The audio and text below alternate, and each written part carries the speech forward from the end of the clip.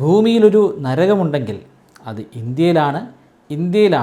ഇന്ത്യയിലൂടെ ഓടുന്ന ട്രെയിനുകളുടെ ഉള്ളിലാണ്, പ്രത്യേകിച്ചും ജനറൽ കമ്പാർട്ട്മെൻറ്റിലാണ്. നിങ്ങൾ എപ്പോഴെങ്കിലും നല്ല തിരക്കേറിയ സമയത്ത് ജനറൽ കമ്പാർട്ട്മെൻറ്റിലൂടെ യാത്ര ചെയ്തിട്ടുണ്ടോ? തിരക്കേറിയ സമയമെന്ന് പറഞ്ഞാൽ ഇന്ത്യയിൽ മിക്ക സമയങ്ങളും തിരക്കേറിയ സമയങ്ങളൊക്കെ തന്നെയാണ്. ഏകദേശം 70 പേർക്ക് മാത്രം യാത്ര ചെയ്യാൻ സാധിക്കുന്ന ആ കമ്പാർട്ട്മെൻറ്റിൻ്റെ ഉള്ളിൽ ചിലപ്പോൾ 150 200 പേർ യാത്ര ചെയ്യുന്നുണ്ടായിരിക്കും. ശരിക്കും ഒരു കോൺസെൻട്രേഷൻ ക്യാമ്പിൽ എങ്ങനെയാണോ ആളുകൾ കഴിയുന്നത്, ഏതാണ്ട് അതിന് സമാനമായ രീതിയിലായിരിക്കും ആളുകളുടെ ജനറൽ കമ്പാർട്ട്മെൻറ്റിലൂടെയുള്ള യാത്ര. ആ പ്രദേശം മുഴുവനും ദുർഗന്ധം കൊണ്ട് നിറഞ്ഞായിരിക്കും, മനുഷ്യൻ്റെ വിയർപ്പ് കൊണ്ട് നിറഞ്ഞായിരിക്കും. തൊട്ടടുത്ത് തന്നെ ബാത്റൂം ഫെസിലിറ്റി ഉണ്ട്. പൊട്ടി ഒലിക്കുന്ന ബാത്റൂമായിരിക്കും. അവിടെ നിന്ന് കാറ്റ് ആ കമ്പാർട്ട്മെൻറ്റിൻ്റെ ഉള്ളിലൂടെ ഒഴുകിയിറങ്ങും. എത്ര ദാരുണമായിട്ടുള്ള ഒരു ജീവിതമായിരിക്കും ആ ട്രെയിനിൻ്റെ ആ കമ്പാർട്ട്മെൻറ്റിൻ്റെ ഉള്ളിലൂടെ യാത്ര ചെയ്യുന്ന ഒരാൾക്ക് വഹിക്കേണ്ടി വരുന്നത്. ചിലപ്പോൾ 1 ദിവസമോ 2 ദിവസമോ അല്ലെങ്കിൽ 3-4 ദിവസങ്ങൾ തുടർച്ചയായി ആ ഒരു കോൺസെൻട്രേഷൻ ക്യാമ്പിൻ്റെ ഉള്ളിൽ ആ വ്യക്തിക്ക് കഴിയേണ്ടി വരുന്നുണ്ട്. ഇവിടുത്തെ പ്രധാനപ്പെട്ട വില്ലൻ പണമാണ്. എല്ലാ ഇന്ത്യക്കാരുടെയും കയ്യിൽ AC കോച്ചിലോ സ്ലീപ്പറിലോ യാത്ര ചെയ്യാനുള്ള പണമില്ല. അതുകൊണ്ട് തന്നെ അവർ ജനറൽ കമ്പാർട്ട്മെൻറ്റിൽ യാത്ര ചെയ്യുന്നു. ഇനിയിപ്പോൾ കയ്യിൽ അത്യാവശ്യം പൈസ ഉണ്ടെങ്കിൽ പോലും പെട്ടെന്നൊരു യാത്ര ചെയ്യണമെന്ന് തോന്നിക്കഴിഞ്ഞാൽ നമുക്ക് ഉടനെ കയറി അങ്ങ് ബുക്ക് ചെയ്ത് പോകാൻ പറ്റത്തില്ല. പെട്ടെന്ന് തത്കാൽ ബുക്ക് ചെയ്ത് പോകാനുള്ളൊരു സംവിധാനമുണ്ട്. പക്ഷേ തത്കാൽ ബുക്ക് ചെയ്യാൻ വേണ്ടി മാത്രം ഒരുപാട് ആളുകൾ വേറെയും ഉണ്ടായിരിക്കും. അക്കൂട്ടത്തിൽ നിന്നും നമ്മുടെ പേര് വരണമെങ്കിൽ ശരിക്കും ഒരുപാട് പ്രയാസപ്പെടേണ്ടി വരും.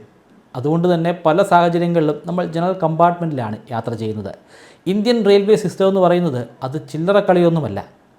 ഒരൊറ്റ ദിവസം ഇന്ത്യൻ റെയിൽവേ സിസ്റ്റത്തിലൂടെ യാത്ര ചെയ്യുന്ന യാത്രികരുടെ എണ്ണം 2.25 കോടിയാണ്. അത് ഓസ്ട്രേലിയയിലെ മൊത്തം ജനസംഖ്യയ്ക്ക് തുല്യമാണ്.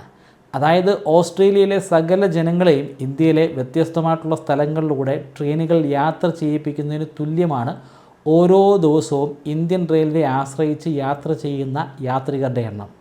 1853 തുടങ്ങിയ ഇന്ത്യൻ റെയിൽവേ സിസ്റ്റം ഇപ്പോഴും ഇന്ത്യയുടെ ഒരു അവിഭാജ്യ ഘടകമായി നിലനിൽക്കുന്നു. ശരിക്കും എന്താണ് ഇന്ത്യൻ റെയിൽവേ സിസ്റ്റം നേരിടുന്ന പ്രധാനപ്പെട്ട വെല്ലുവിളി? എന്തുകൊണ്ട് ഇന്ത്യൻ ഗവൺമെൻറ്റിന്, ഞാൻ പറയുന്നത് ഇപ്പോൾ ഭരിച്ചുകൊണ്ടിരിക്കുന്ന ഗവൺമെൻറ്റിനെ മാത്രമല്ല, കാലാകാലങ്ങളിലായി ഇന്ത്യയെ മാറി മാറി ഭരിച്ചുകൊണ്ടിരിക്കുന്ന വ്യത്യസ്തമായിട്ടുള്ള സർക്കാരുകളെക്കുറിച്ചാണ്, അവരൊന്നും ഒരു മാറ്റം കൊണ്ടുവരാത്തത് എന്താണ്? ഇത്രയധികം ആളുകൾ സഞ്ചരിക്കുന്ന ട്രെയിൻ ദിവസേന നഷ്ടത്തിലാണ് ഓടിക്കൊണ്ടിരിക്കുന്നുള്ള യാഥാർത്ഥ്യം കൂടി നമ്മൾ മനസ്സിലാക്കണം. നമുക്ക് വളരെ വിശദമായി ഇന്ത്യൻ റെയിൽവേ സിസ്റ്റത്തെക്കുറിച്ച് ഒന്ന് മനസ്സിലാക്കാൻ ശ്രമിക്കാം. നമുക്ക് ഒരു 10-25 വർഷം പിന്നിലോട്ട് പോകാം. ആ കാലഘട്ടത്തിലെ ട്രെയിനുകളെ ഒന്ന് പരിശോധിക്കാം. അവിടെ ഇന്ന് കാണുന്ന ട്രെയിനുകളല്ല ഉള്ളത്. ഏറ്റവും കൂടുതലുള്ളത് ചെറിയ പൈസ കൊണ്ട് നമുക്ക് ബുക്ക് ചെയ്യാൻ സാധിക്കുന്ന സ്ലീപ്പർ ക്ലാസ്സുകളാണ്. പിന്നെ അൺറിസർവ്ഡ് ആയിട്ടുള്ള, അതായത് റിസർവ് ചെയ്യാതെ യാത്ര ചെയ്യാൻ സാധിക്കുന്ന ജനറൽ കമ്പാർട്ട്മെൻറ്റുകളാണ്. അത് കുറേ അധികമുണ്ട്. പക്ഷേ ഫാസ്റ്റ് ഫോർവേഡ് ചെയ്ത് 2026 വരുമ്പോൾ അത്തരത്തിലുള്ള ട്രെയിനുകളെല്ലാം നമുക്ക് കാണാൻ കഴിയുന്നത്. സ്ലീപ്പർ ക്ലാസ്സുകളുടെ എണ്ണം കുറഞ്ഞു, ജനറൽ കമ്പാർട്ട്മെൻറ്റിൻ്റെ എണ്ണം കുറഞ്ഞു. ഇപ്പോൾ ഏറ്റവും കൂടുതലുള്ളത് 3rd tyre 2nd tier AC കമ്പാർട്ട്മെൻറ്റുകളാണ്. അതിൽ കയറി യാത്ര ചെയ്യണമെങ്കിൽ ഒരുപാട് പണം ചിലവഴിക്കേണ്ടി വരും. ഗ്രാജുവലി ഇങ്ങനൊരു മാറ്റം ഉണ്ടാകാനുള്ള കാരണം എന്താണെന്നറിയാമോ? പണം തന്നെ. 3rd tyre 2nd tier AC കമ്പാർട്ട്മെൻറ്റിൽ യാത്ര ചെയ്യാനായിട്ട് സാധിക്കുന്ന ഒരുപാട് ആളുകൾ ഇന്ത്യയിലുണ്ട്. അവരുടെ കയ്യിൽ പണമുണ്ട്. അതുപയോഗിച്ച് അവർ യാത്ര ചെയ്യുമ്പോൾ സർക്കാരിന് പണം കിട്ടും. ഇന്ത്യൻ ഗവൺമെൻറ് പതിയെ സ്ലീപ്പർ ക്ലാസ്സുകളുടെയൊക്കെ എണ്ണം കുറച്ച് 3rd ടയർ AC ക്ലാസ്സിൻ്റെയും 2nd ടയർ AC ക്ലാസ്സിൻ്റെയും എണ്ണം വർദ്ധിപ്പിക്കാൻ തുടങ്ങി. അങ്ങനെ പതിയെ ഈ മാറ്റം വന്ന് അവസാനം സ്ലീപ്പർ ക്ലാസ്സുകൾ വിരലിലെണ്ണാവുന്നത് മാത്രമായി. കൂടുതൽ AC കമ്പാർട്ട്മെൻറ്റുകളുണ്ടായി. ഇവിടെ ശരിക്കും നട്ടം തിരിയുന്നത് വളരെ പാവപ്പെട്ട ജോലിക്കാരാണ്. മറ്റു സംസ്ഥാനങ്ങളിൽ യാത്ര ചെയ്ത് അവിടെ കുറച്ച് നാൾ താമസിച്ച് ജോലി ചെയ്യുന്ന ആളുകളാണ്. അവരുടെ ദിവസ വരുമാനം എന്ന് പറയുന്നത് വളരെ കുറവാണ്. അത്രയും തുച്ഛമായിട്ടുള്ള വരുമാനം കൊണ്ട് ജീവിക്കുന്ന ആളുകൾക്ക് AC കമ്പാർട്ട്മെൻറ്റിനെ കുറിച്ച് സ്വപ്നം കാണാൻ പോലും സാധിക്കാറില്ല. പക്ഷേ അവരെങ്ങനെ യാത്ര ചെയ്യും? അവർ എണ്ണത്തിൽ പലപ്പോഴും വളരെ കൂടുതലായിരിക്കും. അത്രയധികം ആളുകൾ ആ 1-2 മാത്രമുള്ള ജനറൽ കമ്പാർട്ട്മെൻറ്റിൽ നിർബന്ധമായിട്ടും യാത്ര ചെയ്യേണ്ടി വരുന്നു. ഒരു ബസ്സിലൊക്കെയാണ് ഇങ്ങനെ യാത്ര ചെയ്യുന്നതെങ്കിലോ പ്രൈവറ്റ് ബസ്സിലാണെങ്കിലോ പ്രൈവറ്റ് ബസ്സിനെ അവിടെ തന്നെ നിർത്തി അവർക്ക് പെറ്റിയടിക്കും. പക്ഷേ ട്രെയിനാണെങ്കിലോ ഗവൺമെൻറ് മൈൻഡ് ചെയ്യത്തേയില്ല. കാരണം അതിൻ്റെ ഓണർ ഗവൺമെൻറ് തന്നെയാണ്. ഗവൺമെൻറ്റിന് എങ്ങനെയാണ് ഗവൺമെൻറ്റിന് തന്നെ ഒരു ഫൈൻ എഴുതി കൊടുക്കാൻ സാധിക്കുന്നത്? പക്ഷേ ഇവിടെ കൂടുതലായിട്ട് പ്രൈവറ്റ് ട്രെയിനുകൾ ഉണ്ടായിരുന്നെങ്കിലോ പ്രൈവറ്റ് ട്രെയിനിൽ ഇങ്ങനെ ആളുകളെ തിങ്ങി നിറച്ചുകൊണ്ട് യാത്ര ചെയ്യാൻ ഗവൺമെൻറ് അനുവദിക്കുമായിരുന്നോ? ഒരിക്കലുമില്ല. ശരിക്കും നമ്മളെ എങ്ങനെയാണ് ഗവൺമെൻറ് ട്രീറ്റ് ചെയ്യുന്നത്? ഞാൻ പറയുന്നത് കാലാകാലങ്ങളായി ഇന്ത്യയെ ഭരിച്ചുകൊണ്ടിരിക്കുന്ന ഗവൺമെൻറ്റുകളെക്കുറിച്ചാണ്. ആരും കാര്യമായിട്ടൊന്നും ചോദ്യം ചെയ്യാറേയില്ല. ആളുകൾ ചോദ്യം ചെയ്യുന്നത് എനിക്ക് മാസം 1500 രൂപ പെൻഷൻ കിട്ടിയില്ല, അല്ലെങ്കിൽ എനിക്ക് കിറ്റ് കിട്ടിയില്ല, അല്ലെങ്കിൽ എനിക്ക് ഗ്യാസിന് ഒരു 50 രൂപ സബ്സിഡി കിട്ടിയില്ല, ഈ കാര്യങ്ങളൊക്കെ പറഞ്ഞിട്ടാണ് സമരം ചെയ്യുന്നത്. പക്ഷേ കാതലായിട്ടുള്ള പ്രശ്നങ്ങളെക്കുറിച്ച് ആരും മൈൻഡ് ചെയ്യുന്നേയില്ല. അതിൻ്റെ കാരണം ആളുകൾ അത് അക്സെപ്റ്റ് ചെയ്ത് കഴിഞ്ഞു. ഇങ്ങനെയാണ് ജീവിക്കേണ്ടത്, ഈ ഇങ്ങനെയുള്ള ട്രെയിനിലാണ് ഞാൻ യാത്ര ചെയ്യേണ്ടതെന്ന് അവർ സ്വയം വിധി എഴുതി കഴിഞ്ഞിരിക്കുന്നു. ട്രെയിനിലെ ഓവർ ക്രൗഡിങ്ങിനെക്കുറിച്ച് പറയുമ്പോൾ അതിനോടൊപ്പം തന്നെ ചേർത്ത് പറയേണ്ട ഒരു പ്രശ്നമാണ് ട്രെയിനിലെ ടോയ്ലറ്റ് സിസ്റ്റം. ഇപ്പോഴത്തെ ടോയ്ലറ്റ് സിസ്റ്റം മുമ്പുണ്ടായിരുന്നതിനേക്കാൾ വളരെ ഭേദമാണെന്ന് നമുക്ക് പറയേണ്ടി വരും. കാരണം വർഷങ്ങൾക്ക് മുമ്പ് ഡയറക്റ്റ് ഫ്ലഷിംഗ് സിസ്റ്റം ആയിരുന്നു ഇന്ത്യയിലുണ്ടായിരുന്നത്. അതായത് ഫ്ലഷ് ചെയ്യുമ്പോൾ അത് നേരെ റെയിൽവേ ട്രാക്കിലേക്ക് പോകും. അതുണ്ടാക്കുന്ന എൻവയോൺമെൻറ്റൽ ഹസാർഡ് നമുക്ക് പറഞ്ഞറിയിക്കാൻ പോലും സാധിക്കില്ല. ഒരു രാജ്യം ഭരിക്കുന്ന ഗവൺമെൻറ് തന്നെ ട്രെയിനുകൾ നിർമ്മിച്ച് ആ ട്രെയിനുകളിലൂടെ നാട് മുഴുവനും നാറ്റിക്കുന്നു. അവിടെല്ലാം മലവിസർജനം കൊണ്ടുപോയി ഡിസ്ട്രിബ്യൂട്ട് ചെയ്യുന്നു. ഇതിലൂടെ ആ പ്രദേശം മലിനമാകുമെന്ന് മാത്രമല്ല, ഇത് നേരെ വന്ന് വീഴുന്നത് റെയിൽവേ ട്രാക്കുകളിലേക്കാണ്. അതിനെ തുടർന്ന് കുറച്ചു കാലങ്ങൾക്കുള്ളിൽ തന്നെ ആ റെയിൽവേ ട്രാക്കും നശിക്കാൻ തുടങ്ങും. ഇത്തരം ദുർഗന്ധം പേറി യാത്ര ചെയ്യുന്ന ട്രെയിനുകളിൽ നിരന്തരം യാത്ര ചെയ്ത് മടുത്ത പൊതുജനം കേന്ദ്ര സർക്കാരിന് തുടർച്ചയായി കത്തുകൾ എഴുതാൻ തുടങ്ങി. രാജ്യത്തിന് തന്നെ അപമാനമാകുന്ന ഈ ഡയറക്റ്റ് ഫ്ലഷ് സിസ്റ്റം മാറ്റണമെന്നായിരുന്നു ആവശ്യം. കുറച്ചു കാലങ്ങൾക്ക് ശേഷം സർക്കാർ അത് നടപ്പിലാക്കി. ബയോ ടോയ്ലറ്റുകൾ കൊണ്ടുവന്നു. ബയോ ടോയ്ലറ്റുകൾ ബാക്ടീരിയകൾ ആ മാലിന്യത്തെ നശിപ്പിച്ച് ഇല്ലായ്മ ചെയ്യും. പക്ഷേ ഇവിടെ വലിയൊരു പ്രശ്നമുണ്ട്. നിങ്ങളാരെങ്കിലും ട്രെയിനിലെ വെള്ളത്തിൻ്റെ പ്രഷർ ഒന്ന് പരിശോധിച്ചിട്ടുണ്ടോ? വളരെ ദുർബലമായ പ്രഷറിലാണ് വെള്ളം വരുന്നത്. അത്രയും കുറഞ്ഞ പ്രഷറിൽ ഫ്ലഷ് ചെയ്യുക എന്ന് പറയുന്നത് ഏറെക്കുറെ അസാധ്യമായിട്ടുള്ളൊരു കാര്യമാണ്. ഇതിനോടൊപ്പം വരുന്ന മറ്റൊരു പ്രശ്നമുണ്ട്, നമ്മുടെ മോശമായിട്ടുള്ള സിവിക് സെൻസ്. കണ്ണിൽ കണ്ട ചപ്പും ചവറും ബോട്ടിലും ഫ്രോപ്പറും എല്ലാം പെറുക്കിയിടുന്നത് ഈ ഒരു ടോയ്ലറ്റിൻ്റെ ഉള്ളിലേക്കാണ്. ആ ടോയ്ലറ്റിൻ്റെ ഉള്ളിലേക്ക് ഇത്രയും വേസ്റ്റുകൾ വന്ന് നിറയുമ്പോൾ ഒടുവിൽ ടോയ്ലറ്റ് കവിഞ്ഞൊഴുകാൻ തുടങ്ങും. 100-150 പേരൊക്കെ യാത്ര ചെയ്യുന്ന ഒരു കമ്പാർട്ട്മെൻറ്റിൻ്റെ ഇരുവശങ്ങളിലും ഇത്തരത്തിൽ പൊട്ടിയൊലിക്കുന്ന ബയോ ടോയ്ലറ്റുകളാണെങ്കിൽ ആ യാത്ര എത്രമാത്രം ഒരു നൈറ്റ്മെയർ ആയിരിക്കും, ഒരു ദുസ്വപ്നമായിരിക്കും. ഒരു വിദേശി ഇന്ത്യൻ ട്രെയിനിലെ ജനറൽ കമ്പാർട്ട്മെൻറ്റ് ബോഗിയിൽ യാത്ര ചെയ്യുന്ന ഒരു വീഡിയോ ഇപ്പോൾ വൈറലാണ്. ഒന്നിലധികം വീഡിയോ അദ്ദേഹം ചെയ്തിട്ടുണ്ട്. ഞാൻ 1-2 വീഡിയോ കണ്ടതായിട്ട് ഓർക്കുന്നു. ശരിക്കും ആ വീഡിയോ കണ്ടതിൻ്റെ ഒരു ഇൻസ്പിറേഷനിലാണ് ഇങ്ങനൊരു വീഡിയോ ചെയ്യാമെന്ന് തീരുമാനിച്ചത്. അങ്ങനെ ഒരു വിദേശി നമ്മുടെ ജനറൽ കമ്പാർട്ട്മെൻറ്റ് ബോഗിയിലൂടെ യാത്ര ചെയ്യുമ്പോൾ അത് ശരിക്കും ലോകത്തിനൊരു സന്ദേശമാണ് കൊടുക്കുന്നത്. പ്രത്യേകിച്ചും അദ്ദേഹം ഒരു വീഡിയോ ആയിട്ട് തന്നെ അത് ചിത്രീകരിച്ച് യൂട്യൂബിൽ അപ്ലോഡ് ചെയ്യുമ്പോൾ ലോകം മുഴുവനും ഇന്ത്യയെ ആ രീതിയിലായിരിക്കും കാണുക. ശരിക്കും ഇന്ത്യ എന്ന് പറഞ്ഞാൽ ഇന്ത്യൻ ട്രെയിനോ ഇന്ത്യയിലെ ജനറൽ കമ്പാർട്ട്മെൻറ്റോ ഒന്നുമല്ല. പക്ഷേ ലോകത്തിന് അങ്ങനൊരു സന്ദേശമായിരിക്കും കിട്ടുക.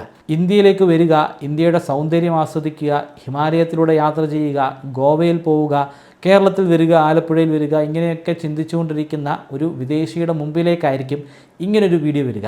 ഇങ്ങനൊരു സ്ഥലത്തേക്ക് യാത്ര ചെയ്യുന്നതിന് പകരം ആഫ്രിക്കയിലെ ഏതെങ്കിലും ഒരു ഉൾഗ്രാമങ്ങളിലേക്ക് യാത്ര ചെയ്യുന്നതായിരിക്കും നല്ലതെന്ന് അവർ തീരുമാനിച്ചു കഴിഞ്ഞാൽ നമുക്കവരെ എങ്ങനെ കുറ്റം പറയാൻ സാധിക്കും? നമ്മൾ ഒരു ഫോറിനർ ആയിരുന്നെങ്കിൽ, നമ്മൾ ഒരു യൂറോപ്യൻ ഇൻഫ്രാസ്ട്രക്ചറിലാണ് കഴിയുന്നതെങ്കിൽ ഇങ്ങനൊരു സ്ഥലത്തേക്ക് നമ്മൾ വരുമോ? ചിലപ്പോൾ വരുമായിരിക്കും. ഒരുപാട് സുഖസൗകര്യങ്ങളൊക്കെ അനുഭവിച്ചു കഴിയുമ്പോൾ കുറച്ച് നേരത്തേക്ക് ഒന്ന് കഷ്ടത അനുഭവിക്കാം, കുറച്ച് നേരത്തേക്ക് കോൺസെൻട്രേഷൻ ക്യാമ്പുകളിലുള്ള അവസ്ഥ എന്താണെന്ന് ഒന്ന് മനസ്സിലാക്കാമെന്നൊക്കെ ചിന്തിച്ചു കഴിഞ്ഞാൽ ചിലപ്പോൾ ഇവിടെ വരെ വന്ന് ഒന്ന് പോയെന്ന് വരാം. ഈ വീഡിയോയുടെ അടിയിൽ വരാൻ ചാൻസ് ഉള്ള ചില കമൻറ്റുകൾ എനിക്കറിയാം. വന്ദേ ഭാരതത്തെക്കുറിച്ചായിരിക്കും പലർക്കും പറയാറുള്ളത്. നമ്മുടെ രാജ്യത്തിൻ്റെ തന്നെ അഭിമാനമാണ് വന്ദേ ഭാരത് ട്രെയിനുകൾ. വന്ദേ ഭാരത് ട്രെയിനിൽ 2-3 തവണ യാത്ര ചെയ്യാൻ എനിക്കും സാധിച്ചിട്ടുണ്ട്. ഈ വരുന്ന ഞായറാഴ്ച തൃശ്ശൂർ വരെ ഞാൻ വന്ദേ ഭാരതിൽ പോകുന്നുമുണ്ട്. വന്ദേ ഭാരത് എന്ന് പറയുന്ന ട്രെയിൻ അത് ഒരുപാട് ഓടുന്ന ട്രെയിനുകളല്ല. ഇന്ത്യയിൽ ഭൂരിപക്ഷവും ഓടുന്നത്, അതായത് കൂടുതൽ ആളുകൾ യാത്രയ്ക്ക് വേണ്ടി ആശ്രയിക്കുന്നത് സാധാരണ ഓർഡിനറി ട്രെയിനുകളാണ്. വന്ദേ ഭാരത് ട്രെയിനുകളൊക്കെ കൂടുതലായി ഓടാൻ തുടങ്ങിയതിനെ തുടർന്ന് ശരിക്കും ഏറ്റവും കൂടുതൽ ആളുകൾ ആശ്രയിക്കുന്ന റെഗുലർ ട്രെയിനുകളുടെ ടൈം ഡിലേ ശരിക്കും ഗണ്യമായി വർദ്ധിച്ചു. ഒന്നാമത് ഇന്ത്യയിലെ ട്രെയിനുകൾ വളരെ വൈകിയാണ് ഓടുന്നത്. ചിലപ്പോൾ 10 മണിക്കൂറും 12 മണിക്കൂറും ചിലപ്പോൾ 24 മണിക്കൂറുകളൊക്കെ വൈകി ഓടിയെന്ന് വരാം. ഇങ്ങനെ വൈകി ഓടാനുള്ള കാരണങ്ങളിൽ ഒന്നായി ഇപ്പോൾ വന്ദേ ഭാരത് മാറിയിട്ടുണ്ട്. വന്ദേ ഭാരത് മാത്രമല്ല പ്രശ്നം, വേറെ ഒരുപാട് പ്രശ്നങ്ങളുണ്ട്. ഇന്ത്യൻ ട്രാക്കുകളിൽ നടന്നുകൊണ്ടിരിക്കുന്ന അറ്റകുറ്റപ്പണികൾ, മറ്റ് ട്രെയിനുകൾ എത്രയും പെട്ടെന്ന് കൽക്കരി പോലുള്ള അവശ്യ വസ്തുക്കൾ മറ്റ് പല കേന്ദ്രങ്ങളിലേക്കും ഇൻഡസ്ട്രികളിലേക്കും എത്തിക്കേണ്ടി വരും.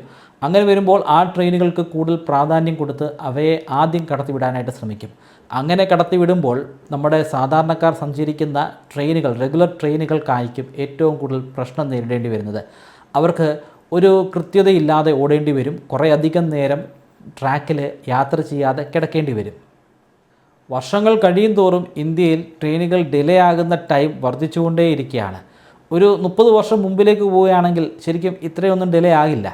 കാരണം ആ കാലഘട്ടത്തിൽ ഇത്രയധികം ട്രെയിനുകൾ ഓടുന്നില്ല.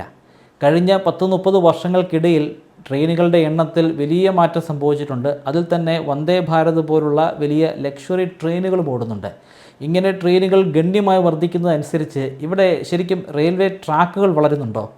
ട്രാക്കുകൾ വളരുന്നുണ്ട്, പക്ഷേ ട്രെയിനുകളുടെ എണ്ണം വർദ്ധിക്കുന്നതനുസരിച്ച് അത് വളരുന്നില്ല. വളരെ ചെറിയൊരു ശതമാനം മാത്രമാണ് കൂടുതലായിട്ട് ട്രാക്കുകൾ ഉണ്ടാകുന്നത്. ഇന്ത്യയിൽ ട്രെയിനുകൾക്കോ ബോഗികൾക്കോ ഒരു ക്ഷാമവുമില്ല. ഇഷ്ടം പോലുണ്ട്. എത്ര വേണേലും പ്രഖ്യാപിക്കാം, എത്ര വേണേലും ട്രെയിനുകളെ ഉണ്ടാക്കാം. പക്ഷേ എത്ര പ്രഖ്യാപിച്ചാലും അതൊക്കെ ഓടേണ്ടത് നമ്മുടെ ഈ ട്രാക്കുകളിലൂടെയല്ലേ. കൂടുതൽ ട്രാക്കുകൾ കൊണ്ടുവരാതെ ഇന്ത്യൻ റെയിൽവേക്ക് ഒരു ഗതിയും ഉണ്ടാകില്ല. ഇനി പ്രധാനപ്പെട്ട ചോദ്യത്തിലേക്ക് വരാം. ഇന്ത്യൻ ഗവൺമെൻറ് ഇതൊക്കെ ഒന്ന് ഫിക്സ് ചെയ്യാത്തത് എന്താണ്? അല്ലെങ്കിൽ എന്താണ് ഇതൊക്കെ ഫിക്സ് ചെയ്യാനുള്ള ഒരു മാർഗം? ഇവിടുത്തെ പ്രധാനപ്പെട്ട പ്രശ്നം പണമാണ്. ഇന്ത്യൻ റെയിൽവേ പണം ഉണ്ടാക്കുന്നില്ല. പണം ഉണ്ടാക്കുന്നുണ്ട്, പക്ഷേ അവരുടെ ചിലവ് വെച്ച് നോക്കുമ്പോൾ ഉണ്ടാക്കുന്ന പണം കുറവാണ്. അതായത് ഇന്ത്യൻ ഗവൺമെൻറ് അഡീഷണലായിട്ട് പണം പമ്പ് ചെയ്താൽ മാത്രമാണ് ഇന്ത്യൻ റെയിൽവേക്ക് മുന്നോട്ട് പോകാൻ സാധിക്കുന്നത്. അതിൻ്റെ കാരണമായി ഇന്ത്യൻ റെയിൽവേ പറയുന്നത് ഇന്ത്യയിലെ ട്രെയിൻ ടിക്കറ്റുകളുടെ നിരക്കിനെക്കുറിച്ചാണ്. ഇന്ത്യയിലെ ട്രെയിൻ ടിക്കറ്റുകളുടെ നിരക്ക് വളരെ കുറവാണ്. അത്രയും കുറഞ്ഞ ടിക്കറ്റ് ചാർജ് ഏർപ്പാടാക്കി കഴിഞ്ഞാൽ ഒരിക്കലും റെയിൽവേക്ക് വികസിക്കാൻ സാധിക്കത്തില്ലെന്ന്. പക്ഷേ ജനറൽ കമ്പാർട്ട്മെൻറ്റുകളുടെ എണ്ണം എത്രയാണെന്നൊന്ന് പരിശോധിച്ച് നോക്കൂ. സ്ലീപ്പർ ക്ലാസ്സുകളുടെ എണ്ണം എത്രയാണെന്നൊന്ന് പരിശോധിച്ച് നോക്കൂ. AC കോച്ചുകൾ 3rd ടയർ ആണെങ്കിലും 2nd ടയർ ആണെങ്കിലും അതെത്രണ്ണമുണ്ട്? അതിൽ എത്ര ആളുകൾ യാത്ര ചെയ്യുന്നുണ്ട്? സീസൺ ടൈമിൽ എത്ര പേര് യാത്ര ചെയ്യുന്നുണ്ട്? ഇതൊരു വലിയ കണക്ക് തന്നെയാണ്. പക്ഷേ ആ കണക്ക് കൊണ്ടൊന്നും ഒരു കാര്യവുമില്ല. എന്നിട്ടും എങ്ങനെയാണ് ഇന്ത്യൻ റെയിൽവേ നഷ്ടത്തിലോടുന്നത്? ഞാനിതിനെക്കുറിച്ച് കുറേ ആലോചിച്ചു, കുറേ സെർച്ച് ചെയ്ത് നോക്കി. പക്ഷേ കൃത്യമായിട്ടുള്ളൊരു ഉത്തരവൊന്നും കിട്ടുന്നില്ല. ഉത്തരവൊക്കെ കിട്ടുന്നുണ്ട്. ആ ഉത്തരങ്ങളിൽ ഒന്നാണ് ഞാനിപ്പോൾ നിങ്ങളോട് പറഞ്ഞത്. അതായത് ട്രെയിൻ ടിക്കറ്റുകളുടെ വില വളരെ കുറവാണെന്ന്. AC ടിക്കറ്റുകളുടെ വില അത്രയും കുറവാണോ? വന്ദേ ഭാരത് ട്രെയിനുകളുടെ ടിക്കറ്റുകളുടെ വില അത്രയും കുറവാണോ? ഇന്ത്യൻ റെയിൽവേ അത്യാവശ്യം പണമൊക്കെ ഇന്ത്യക്കാരിൽ നിന്ന് ടിക്കറ്റിൻ്റെ നിരക്കായിട്ട് മേടിക്കാറുണ്ട്. ടിക്കറ്റിൻ്റെ നിരക്ക് കുറവ് വരുന്നത് പാസഞ്ചർ ട്രെയിനുകളിലും വലിയ ട്രെയിനുകളിലെ 1-2 മാത്രം ബോഗികൾ വരുന്ന ജനറൽ കമ്പാർട്ട്മെൻറ്റുകളിലുമാണ്. കൂടുതലായിട്ട് പണം ഉണ്ടാക്കാൻ ശ്രമിക്കുന്നത് ഗുഡ്സ് ട്രാൻസ്പോർട്ടിലൂടെയാണ്.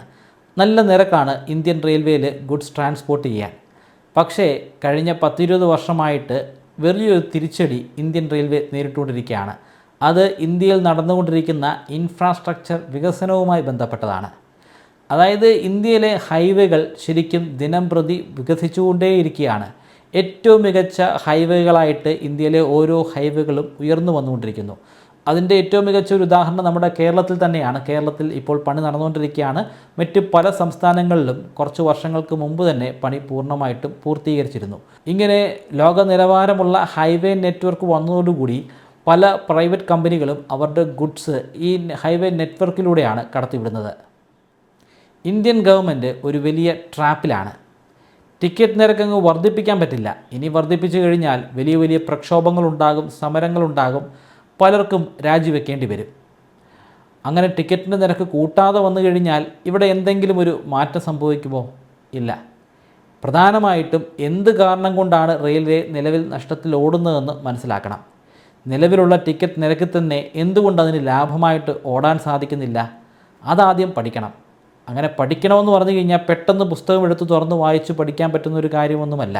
ലോകത്തിൽ തന്നെ ഏറ്റവും വലിയ 4ാമത്തെ നെറ്റ്വർക്കാണ് ഇന്ത്യൻ റെയിൽവേ നെറ്റ്വർക്ക്. ഓരോ ദിവസവും ഈ റെയിൽപാതയിലൂടെ യാത്ര ചെയ്യുന്ന പാസഞ്ചേഴ്സിൻ്റെ എണ്ണം ഞാൻ പറഞ്ഞല്ലോ. വളരെ ഈസി ആയിട്ടൊന്നും അത് കണ്ടുപിടിക്കാൻ പറ്റില്ല. പക്ഷേ നിലവിലുള്ള സാങ്കേതിക വിദ്യകളൊക്കെ ഉപയോഗിച്ച് അത് കണ്ടെത്താൻ ശ്രമിക്കാൻ സാധിക്കും. ആ ശ്രമത്തിലൂടെ നമുക്ക് മാറ്റങ്ങൾ കൊണ്ടുവരാം. പല എക്സ്പോർട്ടുകളും പ്രപ്പോസ് ചെയ്യുന്ന ഒരു മോഡലുണ്ട്, PPP model, public private partnership model. ആ ഒരു PPP മോഡലിലാണ് നമ്മുടെ നെടുമ്പാശ്ശേരി വിമാനത്താവളം പ്രവർത്തിക്കുന്നത്. അത് ലാഭത്തിലോടുന്ന ഒരു സ്ഥാപനമാണ്. അത്തരത്തിൽ ഒരു PPP മോഡലിലൂടെ കൂടുതലായിട്ട് പണം ഇന്ത്യൻ റെയിൽവേയിലേക്ക് പമ്പ് ചെയ്ത് കുറച്ചുകൂടെ വലിപ്പമേറിയിട്ടുള്ള ഒരു നെറ്റ്വർക്ക് ശൃംഖലയായിട്ട് മാറ്റിയെടുക്കാൻ സാധിക്കണം. അതിലൂടെ കൂടുതൽ ട്രെയിനുകൾക്ക് ഓടാൻ സാധിക്കണം. എങ്ങനെയാണ് നാശനഷ്ടങ്ങൾ ഉണ്ടാകുന്നതെന്ന് മനസ്സിലാക്കി പ്രോഫിറ്റ് വർദ്ധിപ്പിക്കാനായിട്ട് ശ്രമിക്കണം. ജനങ്ങളുടെ കയ്യിൽ നിന്ന് കൂടുതൽ ചാർജ് ഏർപ്പാടാക്കാതെ തന്നെ ലാഭത്തിൽ ഓടാൻ ഇന്ത്യൻ റെയിൽവേക്ക് സാധിക്കണം. സാധാരണക്കാർക്ക് മാന്യമായിട്ട് യാത്ര ചെയ്യാനുള്ള സാഹചര്യങ്ങൾ ഉണ്ടാക്കണം. സിവിക് സെൻസ് ഒരു വലിയ പ്രശ്നമാണ്. ഒരു സുപ്രഭാതത്തിൽ നമുക്ക് ഇന്ത്യയിലുള്ള എല്ലാ ആളുകൾക്കും സിവിക് സെൻസ് കൊണ്ടുവരാൻ സാധിക്കില്ല. പക്ഷേ പടിപടിയായി നമ്മുടെ വിദ്യാലയങ്ങളിലൂടെ സിവിക് സെൻസ് ഉണ്ടാക്കിയെടുക്കാൻ നമ്മളെക്കൊണ്ട് സാധിക്കണം. ഒരു പ്രധാനപ്പെട്ട വിഷയമായിട്ട് തന്നെ സിവിക് സെൻസിനെ ഉയർത്തിക്കൊണ്ടുവരണം. പല സ്കൂളുകളിലും, പ്രത്യേകിച്ചും CBSE സ്കൂളുകളിലുമൊക്കെ സിവിക് സെൻസ് ഒരു സബ്ജക്റ്റായിട്ട് തന്നെ ഉണ്ട്. എങ്ങനെയാണ് ആളുകളോട് പെരുമാറേണ്ടത്, ഒരു പൊതുസ്ഥലത്ത് എങ്ങനെ പെരുമാറണം, ഓരോ വ്യക്തികളുടെ വേസ്റ്റ് എങ്ങനെയാണ് നമ്മൾ കൈകാര്യം ചെയ്യേണ്ടത്, പൊതുസ്ഥലത്ത് എന്തുകൊണ്ട് വേസ്റ്റ് ഇടാൻ പാടില്ല, വേസ്റ്റ് ഇടുന്നത് എത്രമാത്രം മോശമായിട്ടുള്ളൊരു പ്രവൃത്തിയാണ്, ഇങ്ങനെയുള്ള കാര്യങ്ങളൊക്കെ ചെറിയ ക്ലാസ്സുകൾ മുതൽ പറഞ്ഞ് പഠിപ്പിക്കണം. പറഞ്ഞ് ഒരു ബ്ലാക്ക് ബോർഡിൽ എഴുതി പഠിപ്പിക്കുക എന്നുള്ളതല്ല, ശരിക്കും അവരുടെ ജീവിതത്തിൽ പ്രാബല്യമാക്കാൻ സാധിക്കുന്ന തരത്തിലുള്ള ആക്ടിവിറ്റികളിലൂടെ അവരെ മുന്നോട്ട് കൊണ്ടുപോകണം. നാഷണൽ സർവീസ് സ്കീമിൻ്റെ അണ്ടറിൽ ഒരുപാട് വോളണ്ടിയേഴ്സ്, വിദ്യാർത്ഥികൾ ഇത്തരത്തിലുള്ള പല ആക്ടിവിറ്റികളും ചെയ്യുന്നുണ്ട്. അവരിൽ പ്രകടമായിട്ടുള്ള മാറ്റങ്ങൾ സംഭവിക്കുന്നുണ്ട്. അത് ഞാൻ നേരിട്ട് മനസ്സിലാക്കിയതാണ്. ഞാൻ 3 വർഷക്കാലം NSS പ്രോഗ്രാം ഓഫീസറായിരുന്നു. അതിലൂടെ ഇത്തരത്തിലുള്ള ഒരുപാട് ആക്ടിവിറ്റികൾ നടത്തുകയും ആ വിദ്യാർത്ഥികൾ ഉണ്ടായിട്ടുള്ള മാറ്റങ്ങൾ ശരിക്കും നേരിട്ട് കണ്ട് മനസ്സിലാക്കുകയും ചെയ്തിട്ടുള്ള വ്യക്തിയാണ്. ഈ മാറ്റങ്ങൾ എൻ്റെ വിദ്യാർത്ഥികളിൽ മാത്രമല്ല എൻ്റെ ജീവിതത്തിലും ഉണ്ടായിട്ടുണ്ട്. പലപ്പോഴും വേസ്റ്റ് കവറുകളൊക്കെ ഞാൻ റോഡിൽ വലിച്ചെറിയുമായിരുന്നു. മുട്ടായി കഴിച്ചിട്ട് വണ്ടി യാത്ര ചെയ്യുമ്പോൾ ആ മുട്ടായിയുടെ വ്രാപ്പർ ഞാൻ വെളിയിലേക്ക് കളയും. ഇപ്പോഴത്തെ കാര്യമല്ല, ഒരു 4-5 വർഷം മുമ്പ്, ഒരു 6 വർഷം മുമ്പ് വരെയൊക്കെ അങ്ങനെയായിരുന്നു. എന്നാൽ നാഷണൽ സർവീസ് സ്കീമിൽ ജോയിൻ ചെയ്തതിന് ശേഷം, അവിടെ ഞാൻ PO ആയിട്ട് വർക്ക് ചെയ്തതിന് ശേഷം അങ്ങനെ ഒരു സന്ദർഭവും ഉണ്ടായിട്ടില്ല. അങ്ങനെ ഒരു വ്രാപ്പർ ഉണ്ടെങ്കിൽ ആ വ്രാപ്പർ പൊതിഞ്ഞ് കെട്ടി ഞാൻ എൻ്റെ പോക്കറ്റിൽ തന്നെ വെക്കും. പിന്നീട് ഞാൻ വീട്ടിൽ വന്നതിന് ശേഷമായിരിക്കും അത് ഡിസ്പോസ് ചെയ്യുന്നത്. ഇങ്ങനെയുള്ള മാറ്റങ്ങൾ ഗ്രാജുവലി ഇന്ത്യയിൽ സംഭവിച്ചുകൊണ്ടിരിക്കുന്നുണ്ട്. ഓരോ വർഷവും ലക്ഷക്കണക്കിന് NSS വോളണ്ടിയേഴ്സാണ് ഓരോ കലാലയങ്ങളിൽ നിന്നും പുറത്തേക്ക് വരുന്നത്. സിവിക് സെൻസ് വികസിപ്പിച്ചെടുക്കാതെ ഇന്ത്യക്കൊരു മാറ്റം കൊണ്ടുവരാൻ സാധിക്കില്ല.